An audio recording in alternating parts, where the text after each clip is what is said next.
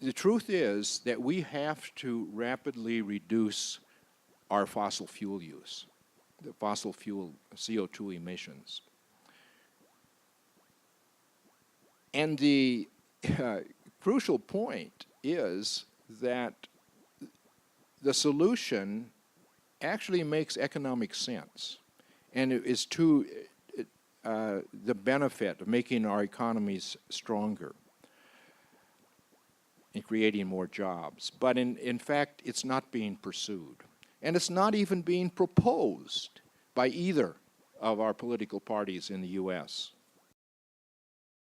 There's a tremendous amount of fossil fuels still in the ground. And we can't afford to put that in the air without guaranteeing that our children inherit a situation out of their control. And yet, the politicians pretend that they don't understand that.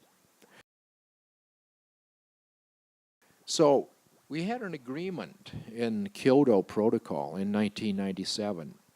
It was such a half-baked agreement, totally ineffectual. The emissions actually accelerated after the Kyoto Protocol. So instead of phasing out fossil fuels, what's actually happening is we're burning them faster and faster. This is the annual emissions. They're actually increasing year by year. And yet some politicians pretend that we're addressing this problem. And this is a matter of intergenerational injustice because our parents didn't know that they were causing a problem for future generations, but we can only pretend that we don't know. The science is crystal clear. There's no issue about it. The only way we can solve this problem is if we put an across-the-board fee on carbon. That means at the domestic mines and ports of entry. So everything is covered. And the only way that this will be accepted by the public, and the only way that it will work, is if the money, instead of going to the government to make the government bigger, it should go to the public. You give an equal amount to every legal resident of the country. That's a transparent, that would stimulate, first of all, it would stimulate people to save, to avoid carbon emissions. Those people who do better than average would make money. In fact, because you wouldn't give a dividend to the government, you give dividends only to people. Just with the present distribution of energy use, about 70% of the people would get more in their dividend than they pay in increased prices. But if they want to stay on the positive side of that equation, they need to pay attention to their fossil fuel use. And it would affect the choices that they make in the future. Kyoto Protocol was a cap and trade fiasco. What is the cap on India? What cap will India accept? They're not going to. They're using 1/20th as much CO2 emissions as we emit per person. They're not going to accept a cap. But if the United States and China, or Europe and China, would say, okay, we're going to have a rising carbon fee, and we're going to put a border duty on products from countries that do not have an equivalent carbon fee, that would be an enormous incentive for other countries to have an equivalent carbon fee so that they can collect the money themselves rather than have us collect it at the border. So that, and you know, economists agree that's the only way you can get an effective international solution. To Jerry Brown's face, I said, your cap and trade with offsets is half-assed and half-baked. And you know, he's a nice guy, actually. And he sort of said, well, you know, and actually it wasn't just a statement. I had talked to him half an hour before he was giving me an award. It was kind of a nasty thing to say when he's giving me an award. But then after the ceremony, then we also got together, and he had his film crew with him, and we talked. I think he sort of understands that yeah, this cap and trade is not going to work. You cannot make it global.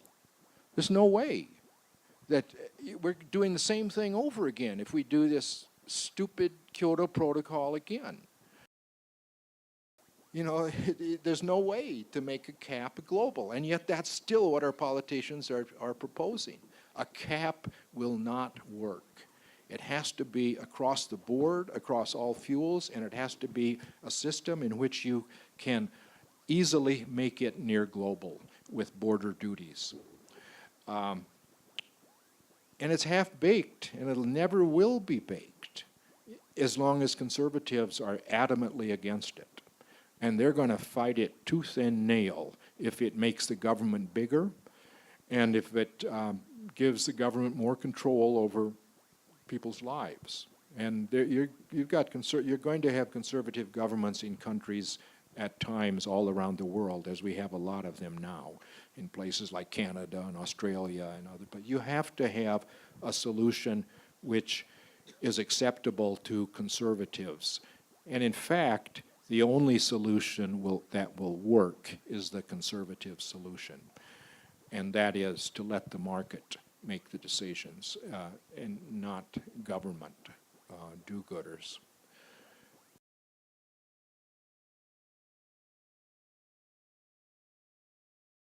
What are you going to do about it? Well, it's not easy, but this problem can be solved, and the one organization that I would particularly point you to is Citizens Climate Lobby. What they do is politely visit the Congress people, and this organization now exists in every state or almost every state in the U.S., and it's expanding globally, and it's doubled in size each year the last few years. So they're trying to use the democratic process. And they write op-eds, letters to the editor, and they keep statistics on this, and each year it's been going up very rapidly. But we have to try to use the democratic process to inform the legislators that we want them to work for the public. We want them to work for us and for the future of our children.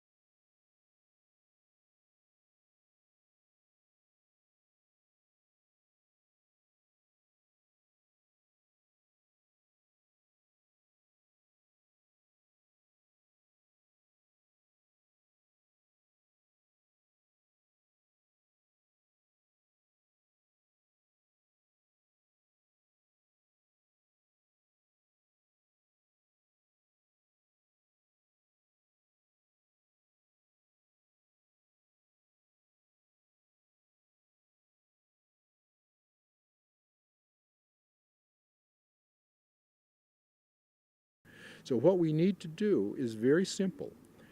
Add a fee which we collect from fossil fuel companies based on the amount of carbon in their fuel, and this will gradually rise over time, collected at the domestic mines or the ports of entry. And the money should not go to the government, not to make the government bigger. The money should go to the public, equal amount to all legal residents. That way the person who does better than average in limiting their fossil fuel use will actually make money. What they're proposing now, I told Governor Brown to his face that his cap and trade with offset policy is half-baked and half-assed. It's not going to solve the problem. It's just like the Kyoto Protocol. Emissions accelerated after the Kyoto Protocol because if you get this to work in some state or some country so you reduce their emissions 20%, that just reduces the demand for the fuel a little bit and somebody else burns it. So we need to actually phase out these fossil fuels, and the only way that will happen is if their price begins to rise. That will spur the economy. It will incentivize entrepreneurs to develop clean energies and energy efficiency, products that use no carbon or low carbon. That's the way that we can solve the problem, and it puts more money in the pocket of the consumer. Yeah, well, I think both parties are responsible. The conservatives pretend nothing's happening. They say, well, sometimes it's colder, sometimes warmer. This is natural. The reason they do that is they're afraid that the liberals will use this as an excuse to increase taxes and to increase control over their lives. And they have a good basis for that concern. The liberals, on the other hand, they're proposing a system which is not going to work, and it will, in fact, increase taxes. It increases the price of energy. So I say a pox on both of their houses, and I say if they can't finally come to their senses, then we need a new party. We need an American party, I call it, one which is based on the principles that our government was founded on, which is serving the public, not special interests, because both parties are beholden to special interests. We have to see changes during our lifetimes. We need changes during this decade. We need to begin to move to a system in which fossil fuels have to pay their cost to society. And this can happen, but the public has to get involved and put some pressure on the system. Fossil fuel industry, and in general, our captains of industry, are part of the solution, not the problem. You don't get to be the CEO of these companies if you're not talented. So we have to give them the incentives. If we say the price of carbon is going to rise over time, they will find ways to make money. They will move to new, cleaner, carbon-free energy sources, and that's what we need. So we have to give them that incentive. Well, the free enterprise system causes a lot of problems, but it can also solve them. But you have to give it the right guidance. You can't just let it run willy-nilly. But in this case, that guidance is crystal clear. We've got to put a rising fee on carbon because that is a problem which is very rapidly going to be out of our control if we don't do that.